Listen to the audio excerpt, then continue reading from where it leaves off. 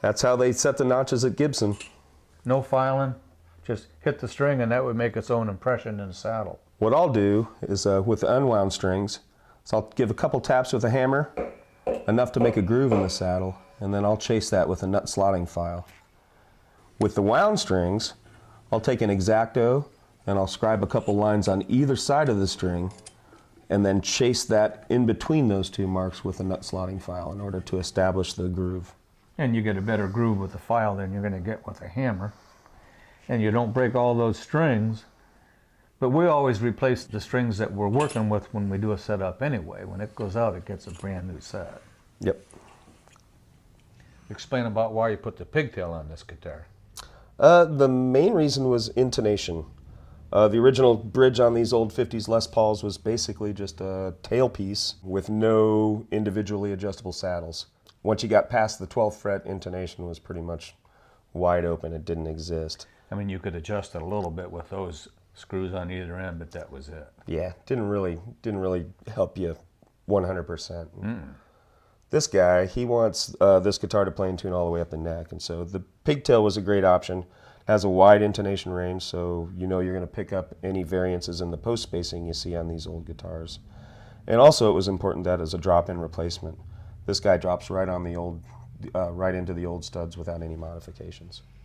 And I love these studs. Those are the TonePros. Yep, TonePros locking Cap studs. stands. You tighten them down, and it keeps the bridge level and solid. Yeah. You guys did a heck of a lot of work on this guitar. I don't even know where to start. The first thing that had happened to it at one point is somebody wanted to convert it from the 54, which was the wrap tail with two P90s, to a 57 style, which would have been humbuckers, a tune-o-matic, and a stop bar. The work was not done very well. There's a lot of Bondo packed in the cavities.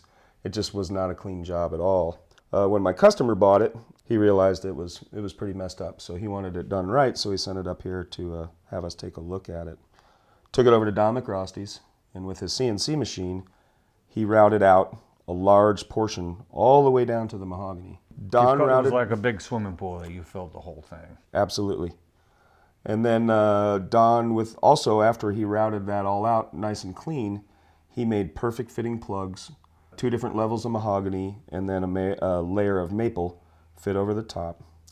I reshaped that by hand, and then sent it over to our pal Dave Johnson in Olympia, Washington. And he did the routing for the pickups, because he's all jigged up to do that.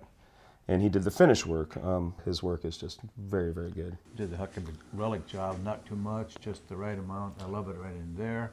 Yep. Don't forget that you rebuilt that fingerboard in the Trade Secrets a couple years ago.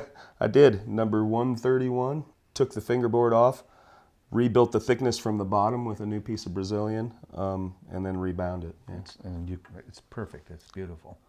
It looks really nice, and I do believe that the customer is going to be very happy. I would be. Yep, me too.